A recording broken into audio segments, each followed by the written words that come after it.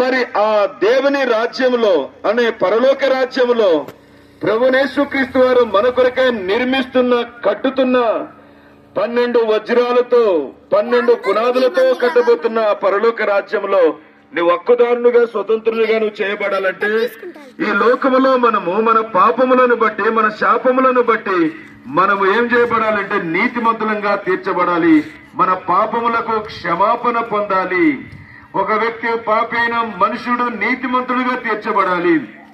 దేవుని వాక్యం చెప్తుంది, పరలోకంలో ప్రవేశించాలంటే హృదయ శుద్ధి గల వారు ధనులు, వారు దేవుని చూచెదరు. మానవుని యొక్క హృదయం మోసకరమైనది, అది ఘోరమైన వ్యాధి గలదని చెప్తుంది. మరి ఎలాగా ఘోరమైన వ్యాధితో ఘోరమైన పాపముతో నింపబడిన మానవుని హృదయం ఎలా శుద్ధి చేయబడుతుంది? మానవుని యొక్క జీవితం అంటే దేవుని వాక్యము రాయబడింది, యేసు రక్తం ప్రతి పాపము నుండి మనల్ని పరిశుద్ధులుగా పవిత్రులుగా చేయనని పరిశుద్ధమైన గ్రంథం బైబిల్ సెలవిస్తుంది.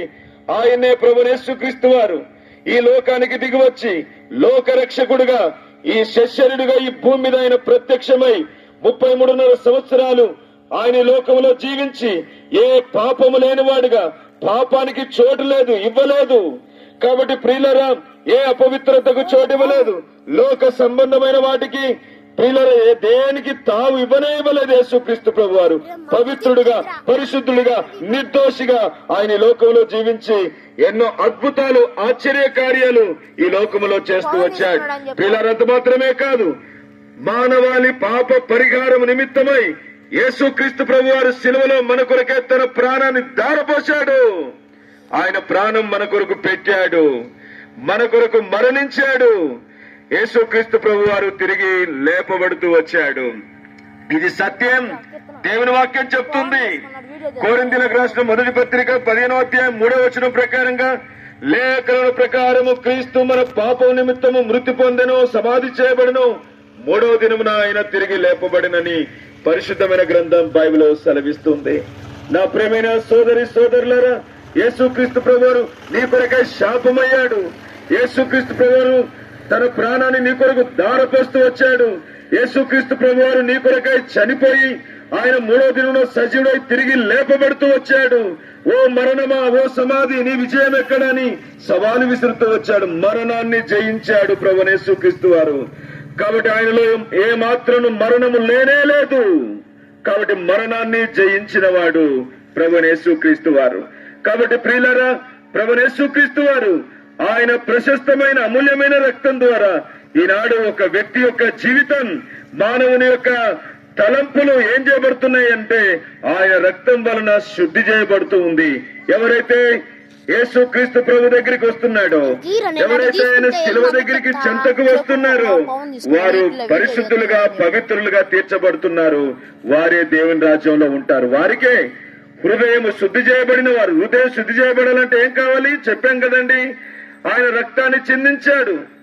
కాబట్టి రక్తాన్ని దారులుగా శిలువ నుండి మన కొరకై ప్రవహింపజేస్తూ వచ్చాడు. ఎవరు ఆయన రక్తం చేత, క్రీస్తు రక్తం చేత ఎవరు పాపాలు కడుక్కుంటారో, ఎవరు హృదయాన్ని కడుక్కుంటారో వారు పరలోకములో, స్వర్గరాజ్యములో ఉండబోతున్నారు. ఇది సత్యం. కాబట్టి మేము నమ్మాం, క్రీస్తు రక్తం దగ్గరికి వచ్చాం. క్రీస్తు రక్తాన్ని బట్టి మా పాపములను, చెడిపోయిన మా హృదయాన్ని, మా జీవితాన్ని యేసు రక్తములో మేము కడుక్కున్నాం. ఇప్పుడు మేము పరిశుద్ధులంగా, నీతిమంతులంగా తీర్చబడ్డాం. ఇప్పుడు మేము చనిపోతే దేవుని రాజ్యంలో, పరలోకంలో ఉంటామని నిరీక్షణ మాకు ఇచ్చాడు యేసయ్య. ఏందా సౌండ్? కాబట్టి ప్రియులారా, మరి మీరు కూడా ఇలాంటి శ్రేష్టమైన అనుభవంలోనికి రావాలని ప్రభు కోరుతున్నాడు. మరి ఇంకో మాట ఏంటండి, పాతాళం ఎవరికేనంటే పాపము చేసిన వారిని పాతాళము పట్టుకొనును అనే మాట రాయబడింది. నా ప్రియమైన సోదరి సోదరులారా, ఇంకా నువ్వు పాపములను జీవిస్తున్నావా? ఇంకా నీ హృదయం ఇంకా కడగబడలేదా? ఇంకా క్రీస్తు రక్తం ద్వారా నువ్వు శుద్ధుడిగా చేయబడలేదా? ఇంకా నువ్వు నీతిమంతునిగా తీర్చబడలేదా? తీర్చడానికే దేవుడి ద్వారా నీతో మాట్లాడుతున్నాడు. కాబట్టి మనం బ్రతికి ఉండగానే, మనం జీవిస్తుండగానే యేసు ప్రభువా నేను పాపిని, నా పాపాలు క్షమించమంటే చాలు. యేసయ్య నీ హృదయంలోకి వస్తాడు. నిన్ను శుద్ధినిగా చేస్తాడు, నిన్ను పరిశుద్ధునిగా చేస్తాడు. కాబట్టి నరకం నుండి నిన్ను తప్పిస్తాడు. దేవుని వాక్యంలో ఇంకా చాలా ఉన్నాయి. కాబట్టి మానవుడు చేసిన తప్పును బట్టే, మానవుడు చేసిన పాపమును బట్టే ఎక్కడికి వెళ్తుంది? నీ పాపము నిన్ను పట్టిస్తుంది, నీ పాపము నిన్ను చంపుతుంది, నీ పాపము నిన్ను చివరికి తీసుకొని పోయి నిత్య అగ్నిగుండంలో పడవేస్తుంది. అంత భయంకరమైంది మానవుని పాపం. జన్మ కర్మ పాపాలు. ఈ పాపాలు పోవాలంటే యేసుక్రీస్తే మూలం. ఆయన మన కొరకు దిగి వచ్చిన దేవుడు, ఆయన మన కొరకు ప్రాణం పెట్టినటువంటి రక్షకుడు. ఆ రక్షకుని యందు నువ్వు విశ్వాసం ఉంచడం ద్వారా నువ్వు పరిశుద్ధునిగా, పవిత్రునిగా తీర్చబడుతున్నావు. దేవుని రాజ్యంలో ప్రవేశించబోతున్నావు. పాతాల నుండి తప్పించబడుతున్నావు. తిరిగి ఆయన మరి రానే ఉన్నాడు. కాబట్టి ప్రియులారా, యేసుక్రీస్తు ప్రభువులు మరలా రానే ఉన్నాడు నీ కొరకు, నా కొరకు మనల్ని తీసుకొని పోవటానికి. అలాంటి నిరీక్షణ కలిగి, విశ్వాసం కలిగి ప్రభు కొరకు జీవించడానికి ప్రభు మనందరికీ సహాయం చేయను గాక. ప్రార్థన చేసుకుందామండి.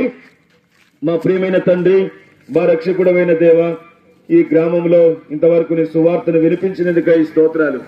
మా ప్రియమైన తండ్రి, పరలోకమును గురించి, పాతాలను గురించి నీ ప్రజలకు వివరించి మీరు మాట్లాడుతూ వచ్చినందుకై ఈ కొన్ని విత్తనాలు మీరు ఫలింప చేయము. ముందుకు వెళ్తున్నా మీరు మాతో కూడా ఉండండి. అనేకుల హృదయాలు తెరవబడినట్లుగా, సత్యంను గురించిన అనుభవ జ్ఞానం అనేకులు పొందినట్లుగా సహాయం చేయమని యేసుక్రీస్తు నామములో ప్రార్థించి